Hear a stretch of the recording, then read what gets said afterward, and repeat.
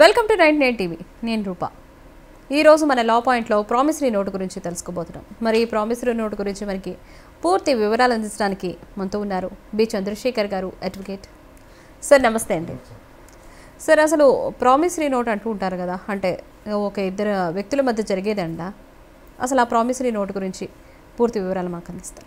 ఈ భారతదేశంలో ఆర్థిక వ్యవస్థలో డబ్బు అనేది ప్రధానంగా అనేక అవసరాల కోసం ఇద్దరు వ్యక్తుల మధ్య జరుగుతున్నటువంటి ఒడంబడిక కానీ అగ్రిమెంట్ కానీ జరుగుతూ ఉంటుంది. వారిలో రుణగ్రహీత అంటే రుణం తీసుకునే వాళ్ళని రుణగ్రహీత అంటారు. రుణదాత అంటే రుణం ఇచ్చే వాళ్ళని రుణదాత అంటే డబ్బు కానీ రుణం అనేది రెండు ఒకటే అవుతుంది. ఇచ్చేదాన్ని రుణదాత అంటారు.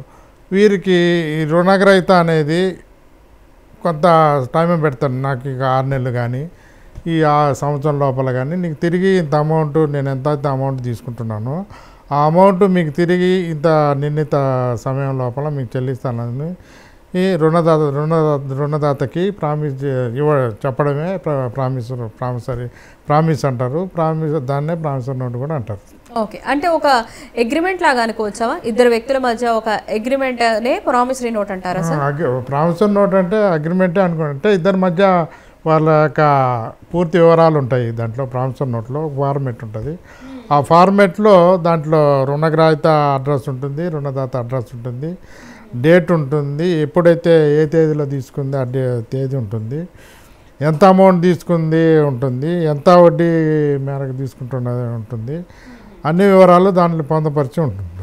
ఓకే, అంటే ఒక ప్రామిసరీ నోట్ అంటే ఒక ఖచ్చితమైన నిబంధనలతో కూడింది అయి ఉండాలంటారా?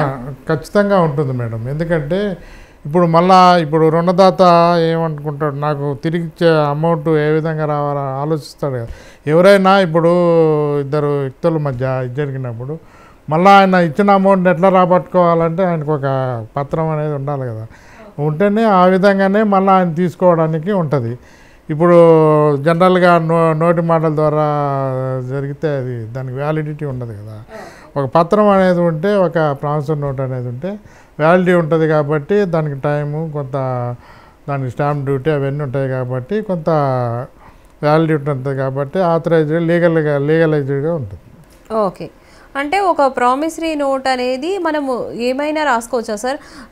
ఎంత తీసుకున్నాము ఏంటి, ఓన్లీ అంటే ఆస్తుల గురించి కానివ్వండి, మన ఆస్తుల వివరాలు అలా ఉంటాయా? కొంతమందికి డౌట్ ఉంటుంది, మొత్తం అన్ని డీటెయిల్స్ ఏమేమి డీటెయిల్స్ తీసుకుంటారు అని కూడా ఆలోచిస్తూ ఉంటారు కదా.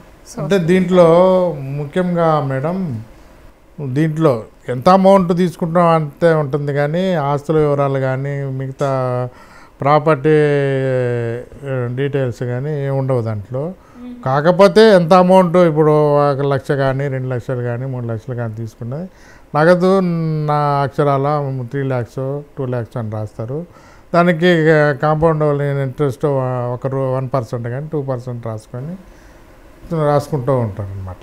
ఓకే సార్, మనం బయట కొన్ని సందర్భాల్లో చూస్తూ ఉంటాం, 10 రూపీస్ వడ్డీ కానివ్వండి, 20 రూపీస్ కానివ్వండి, ఇలా ఇష్టం వచ్చినట్టు వడ్డీలు అనేవి చేసుకుంటారు. అసలు ఈ ప్రామిసరీ నోట్ అనేది రాసుకున్నప్పుడు వడ్డీ ఇంట్రెస్ట్ అనేది అసలు మినిమంలో ఎంత ఉండాలంటారు? ఎప్పుడు చెల్లుతుంది? ఇప్పుడు జనరల్గా కొంతమంది ఏంటంటే 1% రాస్తారు.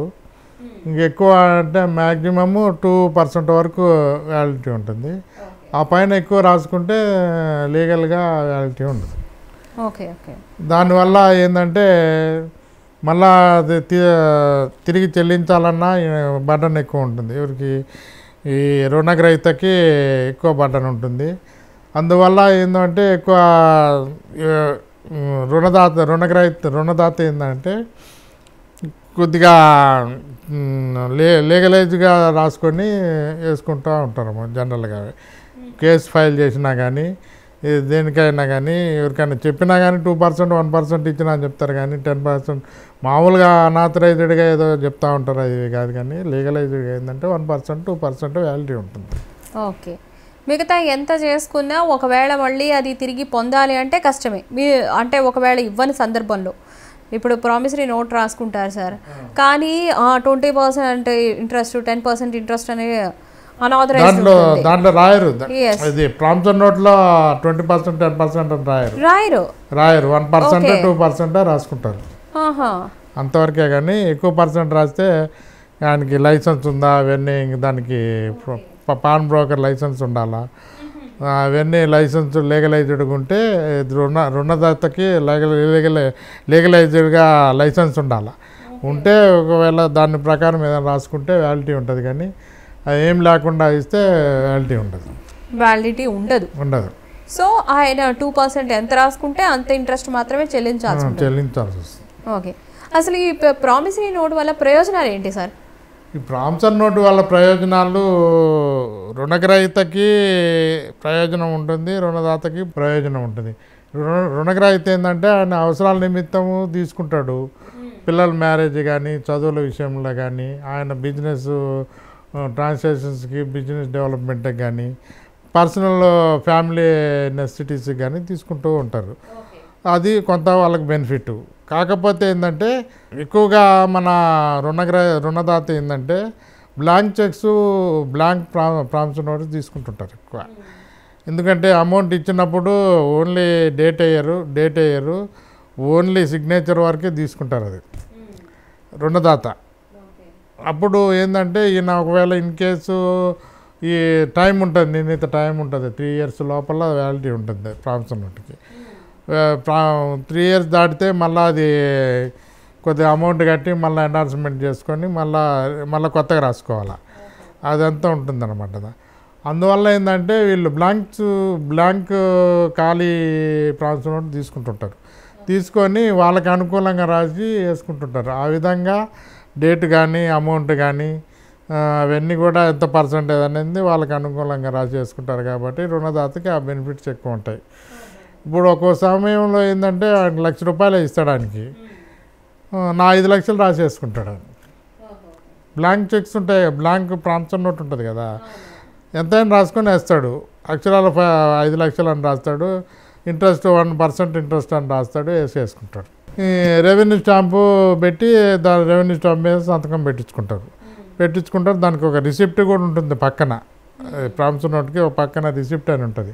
ఆ రిసిప్ట్ అనేది రుణగ్రహీతకి ఇవ్వాలా, రుణదాతకి ఇవ్వాలా. కానీ కొన్ని సందర్భంలో రుణదాత ఇయ్యడు అది. ఎందుకంటే ఆయనకి అడ్వాంటేజ్గా రాసుకున్నప్పుడు ఇది ఉపయోగపడడానికి ఇవ్వడం అన్నమాట. సో ఒకవేళ సార్ ప్రామిసరీ నోట్ రాసుకున్నారు, కాకపోతే మీరు అన్నట్టుగా ఒకదాని పక్కన ఎన్ని సున్నాలన్నా పెట్టుకోవచ్చు కదా, అలా చేశారనుకోండి, అంటే వాళ్ళు అక్కడ ఒకటి పక్కన 2-3 సున్నాలే ఉండుంటాయి వాళ్ళు అగ్రిమెంట్ చేసుకునేటప్పుడు. తర్వాత ఆయన ఉన్న దగ్గర, అంటే ఎవరి దగ్గర అయితే ప్రామిసరీ నోట్ ఉంటుందో వాళ్ళు ఇంకా ఎక్కువ అమౌంట్ తీసుకోవాలన్న పక్షంలో ఎక్కువగా అమౌంట్ రాసుకున్నారనుకోండి, రాసుకునే అవకాశం ఉంటుంది మేడం. ఎందుకంటే ఇప్పుడు ఆ అమౌంట్ కాలం అనేది ఉంటుంది. అది అమౌంట్ కాలం అనేది గ్యాప్ ఇవ్వకుండా పక్క నుంచి రాయాలి, దాని పక్క నుంచి రాయాలా. కొద్దిగా గ్యాప్ ఇస్తే పక్కన 0 అన్న పెట్టచ్చు, 1 అన్న పెట్టచ్చు, 2 అన్న పెట్టచ్చు, 2 అన్న పెట్టచ్చు, లాస్ట్లో 0 అన్న పెట్టచ్చు. ఇప్పుడు 50,000 అనుకోండి, ముందు 1 పెడితే 1,50,000 అయింది. లాస్ట్లో పెడితే ఎంత అయింది? ఇప్పుడు 50,000కి లాస్ట్లో పెడితే ఎంత అవుతుంది? 5 లక్షలు అవుతుంది. అట్లా అయ్యే అవకాశం ఉంటుంది. కాబట్టి గ్యాప్ లేకుండా రాసుకోవడం వల్ల రుణదాతకి, రుణగ్రహీతకి మంచిది. ఇప్పుడు అట్లా గ్యాప్ రాసుకోకుండా ఎక్కువ శాతం ఏంటంటే వీళ్ళు రుణదాతలు బ్లాంక్ ప్రామిసరీ నోట్సే తీసుకుంటారు, ఎక్కువ ఖాళీ తీసుకుంటుంటారు. ఎందుకంటే వాళ్ళకి అనుకూలంగా ఒకవేళ మిగిలిన పక్షంలో అప్పుడు ఒక 2 years అమౌంట్ పే చేయలేదు, ఇంట్రెస్ట్ కట్టలేదు, అసలు వేయలేదు, ఏమీ లేదు. దానికి అసలు ఇంట్రెస్ట్ అన్నీ కలుపుకొని మొత్తం యాడ్ చేసుకొని రాసుకొని వేసుకుంటారు. అటువంటి బెనిఫిట్స్ రుణదాతకు ఉంటుంది. ఓకే, సరే, ఈ రుణదాత అసలు తినికి చెప్పకుండా జస్ట్ ఒక వైట్ పేపర్ మీద సంతకం చేయించుకోవడం అనేది ఎంతవరకు కరెక్ట్ అంటారు? ఎందుకంటే ప్రామిసరీ నోట్ అంటే మీరు అన్నారు అన్ని డీటెయిల్స్ ఉంటాయమ్మా, ఏమేమి తీసుకుంటామో, ఎంత తీసుకుంటామో, ఎంత ఇంట్రెస్టో అన్ని డీటెయిల్స్ వేస్తారన్న. వితౌట్ అవేమీ లేకుండా ఉత్త వైట్ పేపర్ మీద మీరు అన్నారు కదా రుణదాతకి అలాంటి స్కోప్స్ ఎక్కువ ఉన్నాయని, అలా వైట్ పేపర్ మీద సంతకం చేయించుకోవడం ఎంతవరకు కరెక్ట్? మరి ఇప్పుడు వైట్ పేపర్ మీద కూడా రెవెన్యూ స్టాంప్ పెట్టి రాసేసుకుంటే వ్యాలిడిటీ ఉంటుంది మేడం. ఎందుకంటే దాంట్లో రుణదాత అడ్రస్ ఉంటుంది, రుణగ్రహీత అడ్రస్ ఇద్దరి ఉంటాయి. ఎంత అమౌంట్ అనేది ఉంటుంది, ఎంత పర్సెంటేజ్ ఇంట్రెస్ట్ అనేది ఉంటుంది, డేట్ ఉంటుంది, అన్నీ ఉంటుంది. కాబట్టి నా మెమో ఆఫ్ అండర్స్టాండింగ్ అని రాసుకోవచ్చు, లేకపోతే దానిపైన ప్రామిసరీ నోట్ అని కూడా రాసుకొని చేసుకోవచ్చు. ఒక ఫార్మేటే ఉండాలని ఏం లేదు, దాని మీద రాసి వేసుకుని. కాకపోతే స్టాంప్ డ్యూటీ మటుకు మస్ట్ కంపల్సరీగా ఇండియన్ స్టాంప్ యాక్ట్ ప్రకారం రెవెన్యూ స్టాంప్ కంపల్సరీ పెట్టాలి. పెడితేనే దానికి వ్యాలిడిటీ ఉంటుంది. ఒకవేళ ఇన్ఫాక్షన్ కంపు పెట్టలేదనుకోండి, కోర్టులో కేసు వేసినప్పుడు మళ్ళీ దానికి ఇది చేసుకోవాల్సి వస్తుంది. దానికి స్టాంప్ డ్యూటీ ఎక్స్ట్రా కట్టి దాని కోర్టు ఆర్డర్ ప్రకారం కట్టుకోవాల్సి వస్తుంటుంది. అంటే స్టాంప్ వేయించని పక్షంలో మళ్ళీ వేయించి చేసుకోవడానికి ఉంటుంది అన్ని. అదంతా కొద్దిగా ప్రాసెస్ ఎక్కువ ఉంటుంది, కొద్దిగా టైం ఎక్కువ వస్తుంది, అదంతా ఉంటుంది. ఓకే. సరే, ఈ ప్రామిసరీ నోట్లో ఎవరైనా షూరిటీ సంతకం కూడా చేస్తారంటారా?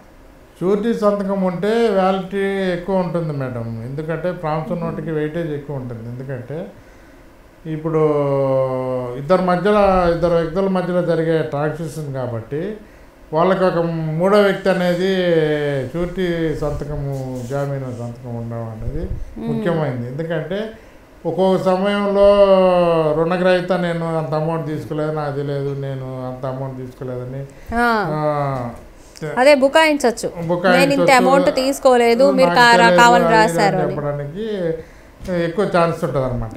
అంటే రివర్స్లో డబ్బులు ఎగ్గొట్టడానికి చేస్తూ ఉంటారు. అట్లా సమయంలో జామీన్ ఉన్నప్పుడు నా సమక్షంలో వాళ్ళిద్దరికి ట్రాన్సాక్షన్ అయింది, నేనున్నాను, ఆయన అమౌంట్ ఇచ్చేది ఆయన తీసుకునేది చూసినాను, పలానా డేట్లో తీసుకున్నాడు, ఇంత అమౌంట్ తీసుకున్నాడు అని మూడో వ్యక్తి ఎవరైతే షూరిటీ ఉంటారో వాళ్ళు. ఓకే. ఈ షూరిటీ వ్యక్తి అనేది ఎవరి తరఫున ఉండాలంటారు? అంటే ఎవరి తరఫున వాళ్ళు సంతకం చేస్తే వాళ్ళని షూరిటీ అంటారు? అంటే ఇప్పుడు అమౌంట్ తీసుకున్నారనుకోండి, వాళ్ళ తరఫు వాళ్ళు వచ్చి షూరిటీ పెడితే కుదురుతుందా? ఎవరైనా ఉండొచ్చు. ఆ టైంలో వాళ్ళిద్దరి మధ్య ట్రాన్సాక్షన్ జరిగినప్పుడు ఎవరైనా బయట వ్యక్తులైనా ఉండొచ్చు, దగ్గర వాళ్ళైనా ఉండొచ్చు. బయట వ్యక్తులు అయితే ఇంకా ఎక్కువ ఉంటుంది. దగ్గర వాళ్ళు అంటే మీ మనుషులే కాబట్టి, మీకు సంబంధించిన వ్యక్తులే కాబట్టి మీకు అనుకూలంగా చెప్పి అంటారు. బయట వాళ్ళు చెప్పలేరు అట్లా, ఉన్నది వాస్తవం ఏది యథార్థం ఉందో అని చెప్పేస్తారు. అందువల్ల ఎక్కువగా ఏంటంటే బయట వ్యక్తుల్ని ఎక్కువ పెడతా ఉంటారు దీంట్లో షూరిటీ కింద. షూరిటీ అంటే ఒక్కోసారి ఇంకోటి కూడా వస్తుంది. షూరిటీ అంటే ఒకవేళ ఆయన కట్టని పక్షంలో నేను చెల్లిస్తానని కూడా అంటాడు దాంట్లో షూరిటీ కింద. ఓహో, అంటే ఆ సంతకం కూడా ఉంటుందంటారా? ఉంటుంది, దాంట్లో కూడా పెట్టి సంతకం పెట్టిస్తారు షూరిటీ కింద. ఇప్పుడు ఇద్దరు వ్యక్తులు ఉన్నారు, ఇద్దరు వ్యక్తుల మధ్యలో షూరిటీ అనే వ్యక్తి ఉంటాడు. ఆ షూరిటీ అనే వ్యక్తి ఏం చేస్తాడు, ఇప్పుడు ఆయన చెల్లించిన పక్షంలో నేను చెల్లిస్తా అమౌంట్ ఎంతైతే తీసుకున్నాడు ఆయన, నేను చెల్లిస్తాను అనమాట అని ఆయన షూరిటీ పెట్టాడు అనమాట జామీన్.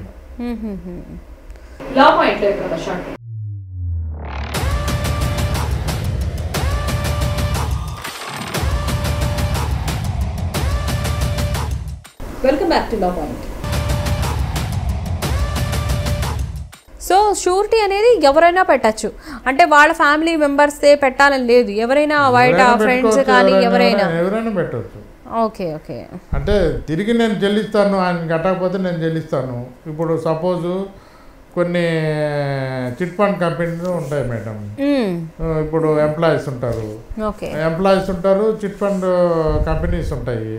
వాళ్ళు ఏం చేస్తారు, ఒక షూరిటీని పెట్టుకుంటారు. ఇప్పుడు గవర్నమెంట్ ఎంప్లాయీను, ఐటీ రిటర్న్స్ ఉన్న వాళ్ళను, కొద్దిగా ఇన్కమ్ ఎక్కువ ఉండే వాళ్ళని పెట్టుకుంటారు. పెట్టుకున్నప్పుడు ఎవరైతే రుణగ్రహీత తీసుకుంటాడో, ఎవరైతే ప్రిన్సిపల్ డెబిటర్ అంటారో తీసుకుంటారో, వాళ్ళు ఇవ్వని పక్షంలో వీళ్ళ మీదకి వచ్చేస్తారు. ఇప్పుడు వాడు ఏం చేస్తాడు, నాకాడ నేను దివాళా తీసి నేను కట్టలేని పరిస్థితి, నాకాడ ఏం లేదని చేతులు ఎత్తేసాడు అనుకోండి ఎవరు రుణగ్రహీత, అప్పుడు షూరిటీ ఎవరు పెట్టారో వాళ్ళ మీద పడుతుంది. షూరిటీ ఒకవేళ వాళ్ళ ఎంప్లాయీస్ అనుకోండి, శాలరీ కోర్టులో కేసు చేస్తారు, సివిల్ కేసు చేసి ఈపీ వేసుకొని, ఈపీ ద్వారా వాళ్ళు శాలరీ డిడక్షన్ పెట్టించుకొని శాలరీలో నెల జీతం కార్డు చేయించుకొని వాళ్ళ అకౌంట్లో జమ చేసుకుంటారు. ఓకే. షూరిటీ అనేది గవర్నమెంట్ ఎంప్లాయీ అయి ఉండాలంటారా, లేదు అంటే ఏ ఎంప్లాయీ అయినా పర్లేదా? అంటే ఇప్పుడు కోర్టులో కేసు ఫైల్ చేయడానికి ఏది ఎవరైనా ఉండొచ్చు మేడం, అంటే ఇన్కమ్ సోర్స్ ఉండాలా. ఇప్పుడు ఆయన కట్టే కెపాసిటీ, ఇప్పుడు 5 లక్షలు తీసుకున్నాడు రుణగ్రహీత, తీసుకున్నప్పుడు ఆయన కట్టలేని పక్షంలో ఈ షూరిటీ ఎవరైతే ఉంటారో ఆయన కూడా కట్టే కెపాసిటీ ఉండాలిగా. అవునవును. ఇప్పుడు ఆయన కూడా కట్టలేకపోతే ఎవరి దగ్గర రికవర్ చేస్తారు వాళ్ళు? చిట్ ఫండ్ కంపెనీ కానీ ఎవరైనా కానీ. అందువల్ల ఏంటంటే వాళ్ళకి ఎక్కువగా ఎంప్లాయీస్ని చూసుకుంటుంటారు వాళ్ళు. ఎక్కువ ఇన్కమ్ అంటే వాళ్ళకి ఇన్కమ్ సోర్స్ ఎక్కువ ఉంటుంది. గవర్నమెంట్ ఎంప్లాయీస్, ప్రైవేట్ అయినా మంచి శాలరీ. ఇప్పుడు ఐటీ ప్రొఫెషనల్స్ ఉంటారు, ఎక్కువ ఇన్కమ్ ఉండే వాళ్ళకి, ఎక్కువ శాలరీ ఉండే వాళ్ళని పెట్టుకుంటారు వాళ్ళు. ఐటీలో ఎక్కువ అమౌంట్ చూపించే వాళ్ళు కట్టగలరు వీళ్ళు అని 1కి 2 షూరిటీలు కూడా పెట్టుకుంటారు. ఒకటి ఫెయిల్ అయినా ఇంకోటి అయినా పెట్టుకుంటుంటారు. అంటే ఇందులో 1కి 2 పెట్టుకోవచ్చు అంటారా? పెట్టుకోవచ్చు, అంటే ఇది 2 కూడా పెట్టుకుంటారు. ఎందుకంటే ఒకరు కట్టకపోయినా ఇంకొకరైనా పెట్టుకుంటారు కదా. ఇప్పుడు వాళ్ళకి ఎట్లయినా రికవర్ చేసుకోవడానికి ఇప్పుడు ఇచ్చిన వారు, ఇప్పుడు చిట్ ఫండ్ కంపెనీ అనుకోండి ఎగ్జాంపుల్, వాళ్ళు ఇచ్చిన అమౌంట్ని రాబట్టుకోవాలా, ఇంట్రెస్ట్తో కూడా రాబట్టుకోవాలంటే ఎట్లా? ఒకరు ఫెయిల్ అయినా ఇంకొకరు ఇంకొకరి మీద పడుతుంది అట్లా. ఓకే, అట్లా వాళ్ళు ఇచ్చిన అమౌంట్ని ఏ విధంగా అయినా వాళ్ళు అమౌంట్ రికవర్ చేసుకోవడానికి ప్రయత్నిస్తూ ఉంటారు అనమాట. సార్, అంటే ఇప్పుడు ఈ ప్రామిసరీ నోట్లో షూరిటీ అనేది ఇంపార్టెంట్ అంటారా? ఖచ్చితంగా షూరిటీ ఉంటేనే ఆ ప్రామిసరీ నోట్ చెల్లుతుందంటారా? అంటే ప్రామిసరీ నోట్ అంటే ప్రైవేట్ వ్యక్తుల్లో అంటే ఎక్కువగా ఈ షూరిటీలు పెట్టుకోరు జనరల్గా.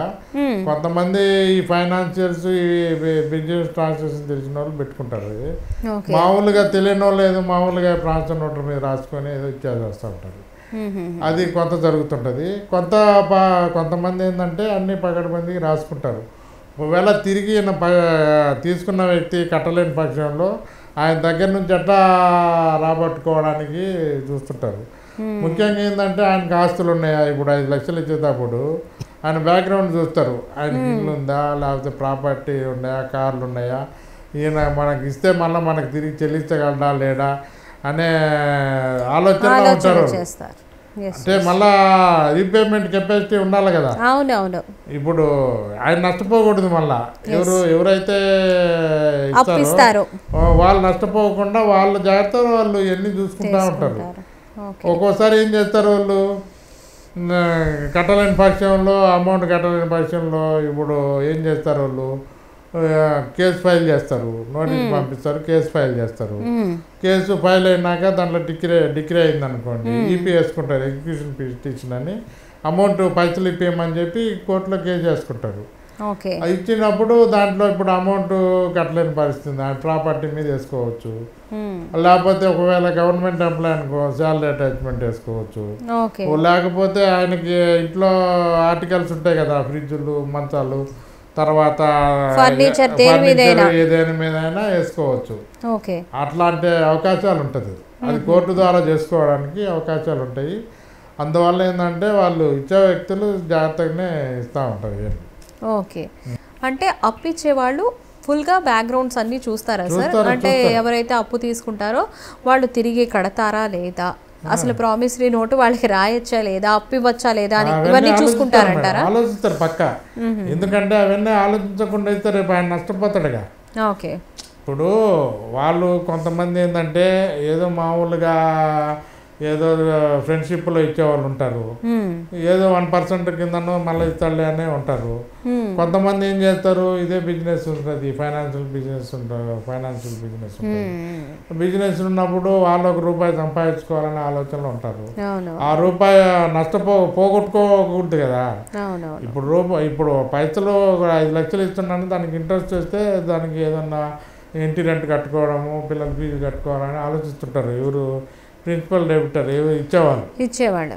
అందువల్ల ఏంటంటే వాళ్ళు రీపేయింగ్ కెపాసిటీ ఉందా లేదని మెయిన్ కంపల్సరీగా చూస్తారు ఎవరైనా కానీ. దాన్ని పోయినంతకి ఇచ్చేవాడు ఇవ్వకుండా వెళ్ళిపోతే నష్టపోతాడు కదా. అందువల్ల ఏంటంటే కొంతమంది అగ్రిమెంట్ మీద సంతకం పెట్టేటప్పుడు ప్రాసెస్లో మీద సంతకం పెట్టి చదివి పెడతారు. కొంతమంది ఇల్లిటరేట్స్, చదువులేని వాళ్ళు ఏం చేస్తారు, ఆయన ఆడబెట్టమంటే ఆడబెడతారు, వేస్తారు. తర్వాత రేపు ఆయన ఏం చేసుకోవాలో అవసరమైనప్పుడు ఈయన కరెక్ట్ కట్టినా ఒక్కోసారి వాళ్ళు డబుల్ ఇంట్రెస్ట్ చేసి లాగాలని చూస్తుంటారు ఇప్పుడు ఏం చేస్తుంటారు జనరల్గా, ఇప్పుడు 5 లక్షలు తీసుకున్నాడు మేడం, 4 లక్షలు కట్టేసాడు, ₹1,00,000 బ్యాలెన్స్ ఉంది. ఆ ₹1,00,000కి మళ్ళీ 5 లక్షలు చేయాలని ప్లాన్ చేస్తాడు ఎవరు రుణదాత. ఇంట్రెస్ట్ కానీ అది అని ఇదే అని అది కట్టలేదు ఇది కట్టలేదు ఇంత అయింది అంత అయిందని వేస్తుంటాడు. ఈయన దగ్గర అన్నీ ఉంటాయి కదా, అవునవును, రుణదాత దగ్గర అన్నీ ఉంటాయి. ఈయన జుట్టు అంతా ఆయన చేతిలో ఉంటుంది. ఉన్నప్పుడు ఏం చేస్తాడు, ఈయన ఏమన్నా తోకదాడి ఇచ్చిండు అనుకో, ఈయన ఆట తిరిగి రివర్స్ అయింది అనుకో, అప్పుడు అవి వేస్తాడు కోర్టులో ఫైల్ నోటీస్ పంపించి వేస్తాడు. 1,00,000కి 4 లక్షలు వేసి నాకు 4 లక్షలు కట్టాలని చెప్పి వేస్తాడు. సో ఓకే, అప్పుడు ఏం చేయాలంటే రుణగ్రహీత ఏం చేయాలి, ఎండార్స్మెంట్ రాసుకోవాలి వెనక. ఇది ఉంటుంది కదా, ప్రామిసరీ నోట్ ఉంటుంది. Promissory note back side endorsement అని రాస్తాడు, అంత అమౌంట్ పే చేసినాను అని డేట్ వేసి సంతకం పెట్టించుకుంటాడు. అది రుణదాతది కూడా సంతకం పెట్టించుకుంటాడు. లేకపోతే ఏం చేస్తారంటే ఇప్పుడు తీసేసి కొత్తది రాసుకుంటారు మళ్ళీ ఫ్రెష్గా. అది 4 లక్షలు ఇచ్చేసాడు కదా, లక్షకి ఇంకో ఫ్రెష్గా రాసుకొని దాని మీద నడిపిస్తుంటారు. ఆ 1,00,000 కూడా ఆయన బ్లాంకే తీసుకుంటాడు, ఆయన 1,00,000 ఆయన రాసుకోడు. కాకపోతే అది తీసుకొని ఇంకా ఎత్తుకుంటాడు. ఎట్టయినా ఒకటే, ఇప్పుడు అది బ్లాంకే ఇది బ్లాంకే, ఏదైనా ఒకటే. కాకపోతే ఏంటంటే ఆయన సాటిస్ఫాక్షన్ తీసుకున్నాను కదా అనుకుంటాడు, అంతేగాని మళ్ళీ ఇక్కడ బ్లాంకే ఉంటుంది. ఆడ ఆ 1,00,000 కట్టకపోతే దానికి డబుల్ ఇంట్రెస్ట్ అన్నీ వేస్తాడు, ప్రిన్సిపల్ అన్నీ కలిపేసి ఎక్కువ చేసి. ఇదే బిజినెస్లో ఉంటారు కొంతమంది. సో అయితే మనం ప్రామిసరీ నోట్ రాసుకునే ముందు చాలా జాగ్రత్తలు తీసుకోవాలంటారు. కంపల్సరీగా తీసుకోవడం మంచిది, ఎందుకంటే రుణగ్రహీత ఎక్కువ తీసుకోవాలి జాగ్రత్తలు. ఎవరైతే డబ్బులు తీసుకుంటున్నారో ఇచ్చిన అమౌంట్ వచ్చిన ఆనందంలో ఇవన్నీ చూడకుండా పట్టించుకోకుండా ఉంటే ఈయన నష్టపోయేది. ఎలాంటి జాగ్రత్తలు తీసుకోవాలంటారు మరి? ఎలాంటి జాగ్రత్తలు అంటే, ఇప్పుడు రుణగ్రహీత ఉన్నాడు, రుణగ్రహీత ఉన్నప్పుడు ప్రామిసరీ నోట్ మీద పైన డేట్ తేదీ అని ఉంటుంది, తేదీ వేయాలా, ఏ రోజు తీసుకుంది అది వేయాలా. తర్వాత అడ్రస్ రాయాలా, ఎవరైతే తీసుకుంటున్నా ఆయన అడ్రస్ క్లియర్గా రాసుకోవాలా, ఇచ్చే ఆయన అడ్రస్ కూడా క్లియర్గా రాసుకోవాలా. కింద అక్షరాల 5 లక్షలు తీసుకున్నానని చెప్పి అక్షరాల అంటే గ్యాప్ లేకుండా దానికి పక్కనే గ్యాప్ లేకుండా రాసుకోవాలి. 5 లక్షల్లో అక్షరాల 5 లక్షలు తీసుకు మాత్రమే రాసి గీతలాగా పెట్టాలి. ఎందుకంటే గ్యాప్ ఉందనుకో మళ్ళీ ఇంకోటి కలుపుతాడు కదా, కలపకుండా జస్ట్ ఇలా స్లాష్ లా ఇచ్చి చేసుకోవాలి. అట్లా చేసుకున్నందువల్ల ఏంటంటే ఇంకుంటుంది ఇంట్రెస్ట్ కూడా 1% 2% అని రాస్తాడు. అది రాసుకొని పెట్టుకుంటే ఈయనకు బెనిఫిట్. ఒకవేళ ఈయన బ్లాంక్ ఇచ్చేసాడు అనుకో, 5 లక్షలు 10 లక్షలు రాసేసుకుంటాడు ఆయన రేపు. అప్పుడు ఈయన కదా నష్టపోయేది, తీసుకున్న వ్యక్తే నష్టపోతాడు. అందువల్ల ఏంటంటే తీసుకున్న అమౌంట్ నగదు తీసుకున్న ఆనందంలో ఇవన్నీ మర్చిపోతూ ఉంటారు వాళ్ళు, ఇవన్నీ పట్టించుకోరు. ఒక్కోసారి ఏం చేస్తారంటే రుణదాత నమ్మిస్తాడు వాళ్ళని, నేను మోసం చేస్తానా, వాళ్ళ మధ్య ఫ్రెండ్స్ మంచిగా ఉన్నాము, నేను మోసం చేస్తానా, నేనేం రాసుకోలే, నేను పైసలు ఇచ్చినప్పుడు నీకు ఇచ్చేస్తాను, నీ పేపర్ నీకు ఇస్తాను, నాకు ఎందుకంటాడు. పోనీలో నా ఫ్రెండే కదా అని ఇచ్చేస్తాడు. ఈయన పైసలు వచ్చిన ఆనందంలో ఇచ్చేస్తాడు, ఇక దగ్గర పెట్టుకుంటాడు. ఈయన ఎప్పుడైతే ఇంట్రెస్ట్ ఒక 5-6 నెలలు ఇంట్రెస్ట్ చేయకపోవడము, లేకపోతే టయానికి చెప్పిన టయానికి ఇవ్వలేక పక్షంలో ఒక్కోసారి కొద్దిగా అడుగుతాడు, 2-3 సార్లు అడుగుతాడు, 3వసారి ఇంకొంచెం బెదిరిస్తాడు. అట్లా కుదరదు ఇంకేం చేయను అన్నప్పుడు నోటీస్ పంపించి ఆడ 5 లక్షలు ఉంటే 10 లక్షలు రాజు చేసేస్తాడు. అలా కూడా మోసం చేసే అవకాశాలు చాలా ఉన్నాయి. సార్, అసలు ప్రామిసరీ నోట్ కాల పరిమితి ఎంత అంటారు? ప్రామిసరీ నోటు కాల పరిమితి అనేది 3 సంవత్సరాలు ఉంటుంది. 3 సంవత్సరాల లోపలనే దానికి వ్యాలిడిటీ ఎక్కువ ఉంటుంది. 3 సంవత్సరాలు దాటితే మళ్ళీ అది వ్యాలిడిటీ తక్కువ ఉంటుంది. సో అయితే షూరిటీ అనేది మనకి కంపల్సరీగా అంటారు, అంటే ఒకళ్ళు కాకపోయినా ఇద్దరైనా మనం షూరిటీ సంతకాలు తీసుకోవచ్చు అంటారు. ఇందాక మనం చెప్పుకున్నట్టుగా షూరిటీ సంతకాల్లో ఒకళ్ళు కాకపోయినా ఇద్దరైనా దీంట్లో తీసుకోవచ్చు. ముగ్గురిని కూడా. అసలు లిమిట్ అనేది ఉండదా సార్? షూరిటీ వాళ్ళు ఎంతమంది ఉండాలి, అసలు ఎంతమంది పెట్టుకుంటారు? వాళ్ళ ఇన్కమ్ కెపాసిటీని బట్టి వాళ్ళు అంత కట్టలేరు అనుకున్నప్పుడు ఇద్దరిని కూడా పెట్టుకుంటారు. ఓకే. అంటే ఇప్పుడు ఒకరి కాకపోయినా ఒకరి మీద వాళ్ళు రికవర్ చేయడానికి చూస్తారు మేడం. అమౌంట్ ఇచ్చినప్పుడు 10 లక్షలు ఇచ్చారనుకోండి, ఒక 10 లక్షలు ఆయన కట్టలేని పరీక్షల్లో ఈ షూరిటీ వాళ్ళు కూడా ఒకరి మీద బడ్డన్ అని ఎక్కువ బడ్డన్ ఉంటుందని చెప్పి ఇద్దరు ముగ్గురు కూడా పెట్టుకుంటారు షూరిటీలను. ఒకరు కాకపోయినా ఒకరిని లేకపోతే ముగ్గురు మీద ఒకేసారి వేసి వాళ్ళ శాలరీలు కొంత వాళ్ళ శాలరీలు కొంత వాళ్ళ శాలరీలు కొంత కూడా కట్ చేసుకునే అవకాశాలు ఉంటాయి. అంటే ఇప్పుడు అప్పు తీసుకునేది వేరే వాళ్ళు సార్, షూరిటీ పట్టింది మీరు అన్నట్టుగా ఒకడ కాకుండా ఇద్దరు ముగ్గురు పెట్టారు. అంటే ఇప్పుడు ఈ ఇద్దరు ముగ్గురు నుంచి వాళ్ళ అమౌంట్స్ లో అంటే తీసుకోవాల్సిన అమౌంట్ లో కొంచెం కొంచెం కొంచెం కొంచెం పర్సెంటేజ్ వేసుకొని తీసుకుంటారు. అట్లా కూడా చేర్చుకుంటారు. అట్లా ఒకరి మీద బర్డెన్ కాకుండా చేసుకోవచ్చు. ఒక్కోసారి ఒకరి మీద వేస్తారు, లేకపోతే ముగ్గురు మీద కూడా వేసి వాళ్ళ శాలరీలు ఎంత పెట్టుకుంటారు. ఓకే. అంటే తీసుకునే వాళ్ళని బట్టి ఉంటుంది. జనరల్గా అయితే ఒకరినే పెట్టుకుంటారు. వాళ్ళ ఇన్కమ్ కెపాసిటీ తక్కువ ఉన్నప్పుడు ఇద్దరు కూడా పెట్టుకుంటారు. ఇద్దరు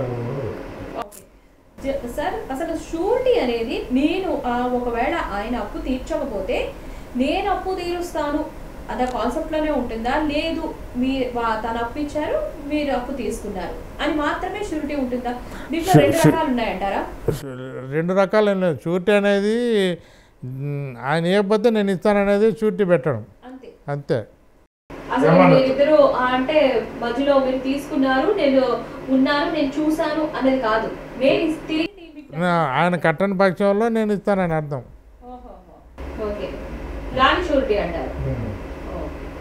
ఇప్పుడు ఎక్కువగా అదే వస్తుంది మేడం ఎక్కువ. అందువల్ల ఏంటంటే ఎక్కువగా షూరిటీ మీదనే ఉంటుంది. ఎక్కువగా ఈ చిట్ ఫండ్ కంపెనీ వాళ్ళంతా అన్ని ఫైనాన్స్ బిజినెస్ వాళ్ళంతా ఇదే చేస్తారు, షూరిటీని పెట్టి కంపల్సరీగా షూరిటీ. వీళ్ళు ఫైనాన్షియల్ ట్రాన్సాక్షన్ చేసే వాళ్ళంతా కూడా కంపల్సరీ షూరిటీ లేకుండా అమౌంట్ ఇవ్వరు ఎవరికి. వాళ్ళు ఎంత పెద్ద కోటీశ్వర్లు అయినా కానీ, ఎన్ని ఆస్తులున్నా ఎంత నమ్మకం ఉన్నా కానీ ఇవన్నీ ఫార్మాలిటీస్ అయితే కంపల్సరీగా ఉండాలి వాళ్ళకి. ఇవన్నీ ఉంటేనే వాళ్ళకి పైసలు ఇస్తారు, లేకపోతే ఇయ్యరు వాళ్ళు. ఒకవేళ 10 లక్షలు తీసుకుంటారు, వాళ్ళు కట్టనప్పుడు ఎవరు నష్టపోయేది లేక కంపెనీ ఉండే కదా. Chit fund company, financial business చేసేవాళ్ళు, ఎవరైతే ప్రైవేట్ వ్యక్తులు ఇస్తారో వాళ్ళు అందరూ నష్టపోతారు కదా. అందుకని జనరల్గా ఎక్కువగా వాళ్ళు ఇచ్చిన అమౌంట్ని రికవర్ చేయడానికి మెయిన్గా ఆలోచిస్తారు వాళ్ళు.